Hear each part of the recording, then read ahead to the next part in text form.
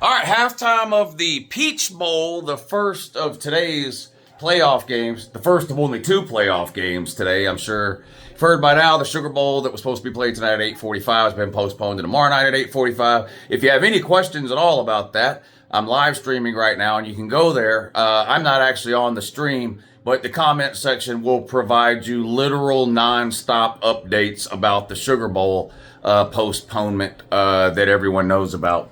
And so if you want to just read 100 comments over and over and over again about the Sugar Bowl postponement, go to my live stream that I'm live streaming right now and just try to read the comment section. But the Peach Bowl, a game that's actually on, 17-3, Texas up over Arizona State. And this was a weird first half.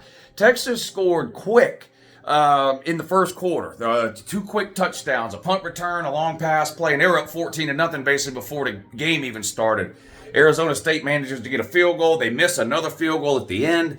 Both teams had long drives where they got down into the red zone and came away with no points. So a weird first half. Texas defensively, I think, has played really well in this game, limiting Scatterboo to just a couple of decent runs. No home runs, no explosive plays really by Scatterboo. He had a 12-yarder or so early on, another 8 or 9-yarder in the second quarter, but none of the big runs. And really, offensively, Texas isn't playing that great either. So I think both defenses playing pretty good, holding the other team's offenses in check, obviously, except for that one huge play by Texas that resulted in the touchdown, and then the punt return was the second touchdown they had. So 17-3, Texas up over Arizona State. They're favored by 13.5. Up by 14 at halftime, so we'll see. But, it's kind of like with Boise State last night against Penn State. When you're an underdog, that big of an underdog, you've been talking about almost a 2-touchdown underdog in both cases, Boise State and Arizona State. You got to capitalize on those chances. You can't get down in the red zone and come away with no points. I mean, that's just not a recipe to pulling off a major upset. And in the case of Arizona State, you've now given up a special teams touchdown as well.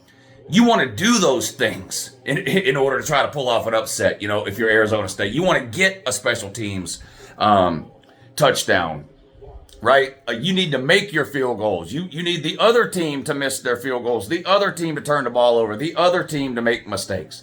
You can't be the one doing that and expect to pull off an upset in one of these types of games where you're a massive underdog, especially a game like this where everything is on the line, a literal elimination game with it being a playoff game. But I don't know. We'll see what happens in the second half, but I don't know that Arizona State is really a team that's built to come from behind, more of a running team behind Scatterboo. I mean, the quarterback is okay. He's made a couple of decent plays, but he's under constant pressure when he drops back to throw the ball. I mean, the Texas defensive front is really getting after him. And who he reminds me of? Now, he's not nearly as good as Shedeur Sanders, but, that's what it looks like.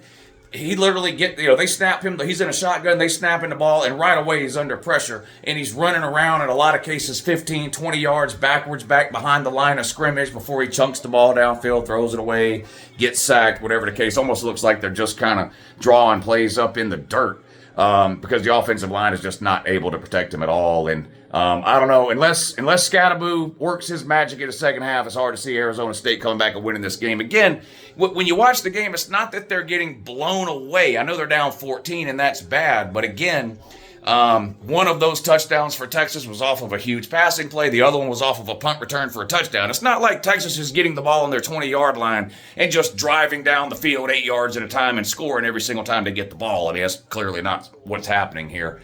But anyway, that's your score at halftime, 17-3. Now, the Rose Bowl, unlike the Sugar Bowl, will actually be played today at 5 o'clock, so I'll come on and stream that game, or attempt to. We'll see. Maybe when I stream the Rose Bowl, all anybody will want to do is leave pointless comments about the Sugar Bowl getting postponed. Can't even watch the damn game that's on. I don't know. I guess there's some people that only care about their team or whatever. I don't know. But there's an actual game on. So I'm watching that game. Yeah, it sucks. The Sugar Bowl got postponed, but we still have two really good games today.